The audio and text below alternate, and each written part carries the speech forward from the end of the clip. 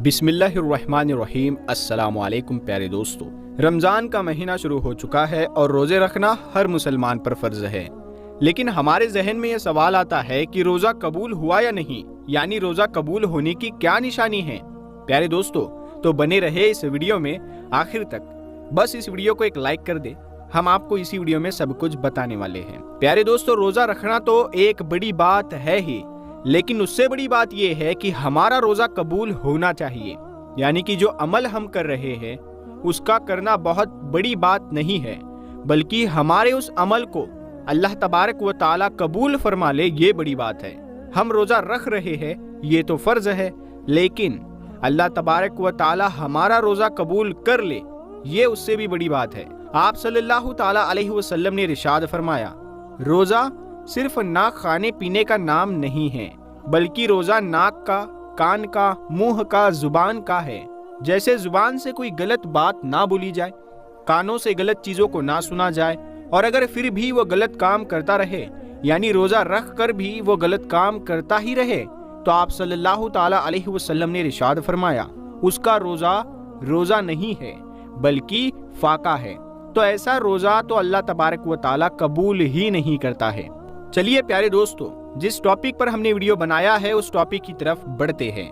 रोजा कबूल होने की 3 निशानियां हम आपको बताते हैं कि अगर आपका रोजा कबूल होगा तो कुछ ऐसी चीजें जाहिर हो जाएगी जिससे आप ये समझ सकते हैं कि हमारे रोजे को अल्लाह तबारक व ताला ने कबूल फरमा लिया है। प्यारे दोस्तों, जब कोई इंसान रोजा रखता है तो फिर वो बहुत सारे एहतियात करता है कि कहीं ऐसा ना हो कि हमारा रोजा मकरूह भी हो जाए। रोजा मकरूह होने से भी उसको डर लगता है, क्योंकि सबसे पहली बात तो उसने खाना पीना छोड़ दिया है। पान गुटखा खाने वाले ने वो खाना छोड़ दिया, तो वो सोच रहा होता है कि अब ऐसा ना हो कि हमारी छोटी सी गलती की वजह से हमारा रोजा कहीं बर्बाद ना हो जाए। और ये सोचना भी चाहिए, क्योंकि इसका जो सवाब है, जो कयामत के दिन जब लोग आएंगे अपने आमाल लेकर, कोई नमाज लेकर आ रहा है, कोई रोजा लेकर आ रहा है, कोई ज़कात लेकर आ रहा है, कोई हज लेकर आ रहा है, अल्लाह तबारक व ताला के जो फरिश्ते होंगे वो उनको अजरो इनाम देना शुरू करेंगे। नमाजी को उसका इनाम मिल जाएगा, सदका देने वाले को उसका सिला मिल जाएगा, हज करने वाले को फरिश्ते उसका बदला और इनाम दे देंगे। फिर अब बारी आएगी रोजेदार की, तो फरिश्ते कहेंगे, मौला ये रोजेदार है जिन्होंने तेरे लिए रोजा रखा था, भूखे और प्यासे रहे थे, तो क्या इनको इसका अजर दे दिया जाए? तो अल्लाह तबारक व ताला फरमाएगा, ऐ फरिश्तों पीछे हट जाओ, इसका रोजा खालिस मेरे लिए था और मैं खुद इसके रोजे का अजर अता करूंगा। क्योंकि इंसान नमाज में दिखावा कर सकता है, सदका देने में दिखावा कर सकता है, लेकिन रोजा रखने में इंसान दिखावा नहीं कर सकता, क्योंकि वो तो खुद ही जान पाएगा। जैसे कहा जाता है कि कब्र का हाल मुर्दा ही जानता है। तो वो जो पूरा दिन चूंकि भूखा प्यासा है और ये करते हुए भी अपनी मेहनत मजदूरी कर रहा है, तो ये उसे ही पता है कि उसे कैसा महसूस हो रहा है, लेकिन वो फिर भी मुस्कुराकर कर रहा है, खुश हो रहा है, फिर भी वो उसमें राजी है। तो अल्लाह तबारक व ताला कयामत के दिन उनको अजर अता करेगा। तो हमने इससे पहले भी बहुत सारी वीडियोज में ये बात कही कि जब भी हमारी इबादत यानी हमारी नमाज कबूल होती है अल्लाह ताला की बारगाह में, तो कौन सी निशानी नजर आती है, यानी कैसे पता चलता है कि हमारी नमाज कबूल हुई। जैसे अगर आपने नमाज पढ़ी, मसलन आपने फजर की नमाज पढ़ी, फजर की नमाज पढ़ने के बाद आपने जोहर की नमाज भी पढ़ ली, यानी आपको जोहर पढ़ने की तौफीक मिल गई, तो इस बात की निशानी है कि आपकी फजर की नमाज को अल्लाह तबारक व ताला ने कबूल फरमा लिया। तो ऐसा क्यों कहा? क्योंकि आपके दरवाजे से न जाने रोजाना कितने लोग गुजरते होंगे, तो क्या आप किसी को घर के अंदर बुलाते हैं? नहीं ना। यानी आप जिनसे मोहब्बत करते हैं, जो अपने खास है, उनको बुलाते हैं। अगर कोई एक बार आपके घर आ गया और आपको अगर उसका आना बहुत अच्छा लगा, फिर आप उसे फिर से इनवाइट करोगे कि भाई आ जाओ, थोड़ी देर बैठ लो, हम बातें करते हैं, गुफ्तगू करते हैं। यानी जब किसी इंसान का आपको कोई काम अच्छा लगता है या उसका रवैया अच्छा लगता है, तो आप उसे बार बार अपने पास बैठाना चाहते हो, उससे बातें करना चाहते हो। इसी तरह से जब अल्लाह ताला किसी की नमाज को कबूल फरमा लेता है, तो फिर अगली नमाज की उसको तौफीक अता फरमा देता है, वो अगली नमाज भी पढ़ लेता। जब अल्लाह उसे पढ़ने की तौफीक देता है, تو یہ نشانی ہوتی ہے کہ پچھلی نماز کو اللہ تعالیٰ نے قبول فرما لیا۔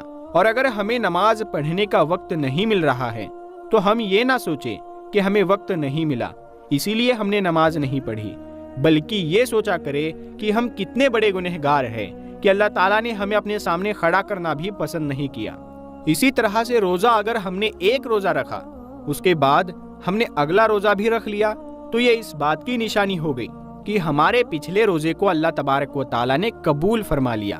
لیکن اس کا مطلب یہ نہیں کہ آپ روزہ رکھ کر بھی غلط کام کر رہے ہیں، جھگڑا کر رہے ہیں، گالی گلوچ کر رہے ہیں، جو نہیں دیکھنا چاہیے وہ دیکھ رہے ہیں، جو نہیں سننا چاہیے وہ سن رہے ہیں، یعنی وہ سارے کام آپ کر رہے ہیں روزہ رکھ کر جن سے اللہ تعالیٰ نے روکا ہے، اور پھر آپ اپنی ہٹ کرمی میں روزہ رکھ رہے ہیں کہ ہمیں تو روزہ رکھنا ہے، ہمیں تو پیاس لگتی نہیں ہے۔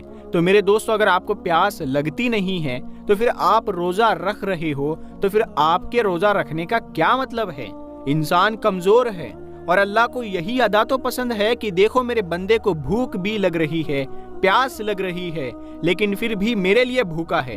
انسان افطار کرنے کے لیے بیٹھتا ہے اور جیسے ہی اذان ہوتی ہے اور اذان ہونے سے پہلے اللہ فرشتوں میں فرماتا ہے کہ دیکھو میرے بندے کے سامنے کھانا رکھا ہے، پانی بھی رکھا ہے، دیکھو اسے کوئی انسان دیکھ بھی نہیں رہا، وہ تنہائی میں ہے، اے فرشتوں اس کو بھوک لگی ہے، کھانا بھی اس کے سامنے ہے، لیکن یہ کھانا کیوں نہیں کھا رہا ہے؟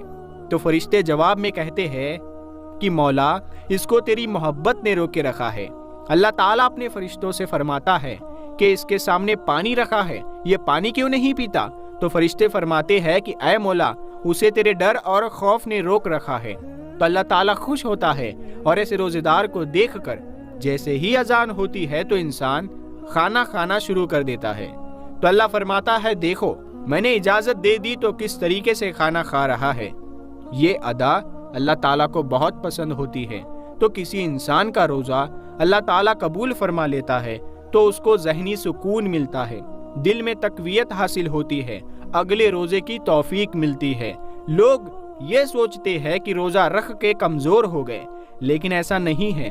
جب انسان کا روزہ اللہ تبارک و تعالی اپنی بارگاہ میں قبول فرما لیتا ہے تو اس انسان کے اندر ایک اندرونی طاقت اس کو ملتی ہے۔ اگر اوپر سے وہ دکھ رہا ہوگا کمزور ہے، لیکن اندر سے اسے ایک طاقت اور قوت ملتی ہے، وہ بندہ خود محسوس کرنے لگتا ہے۔ یہ روزے کا کمال ہے، اسی لیے روزے کو ہرگز مس نہ کرے۔ آپ صلی اللہ تعالی علیہ وسلم نے ارشاد فرمایا، جس نے ایک روزہ بغیر بیماری یا بغیر مجبوری کے چھوڑ دیا تو پھر ساری زندگی بھر بھی اگر وہ روزے رکھے تو اس کا پورا حق ادا نہیں ہو سکتا۔ آپ صلی اللہ تعالی علیہ وسلم نے فرمایا کہ روزے دار قیامت کے دن عرش کے سائے کے نیچے کھاتا پیتا مسکراتا ہوگا، بے روزے دار حساب و کتاب میں مبتلا ہوگا۔ پیارے دوستو، ہم امید کرتے ہیں کہ آپ کو آج کا یہ ویڈیو پسند آیا ہوگا، اور ہم یہ امید کرتے ہیں کہ آپ بھی پورے روزے رکھیں گے اور اللہ تبارک و تعالی ہمیں بھی توفیق عطا فرمائے، آمین۔ پیارے دوستو، اس ویڈیو کو آپ اپنے دوستوں میں شیئر کریں تاکہ وہ بھی موٹیویٹ ہو سکے روزہ رکھنے کے لیے۔ تو ہم ملتے ہیں اگلی ویڈیو میں، تب تک کے لیے السلام علیکم۔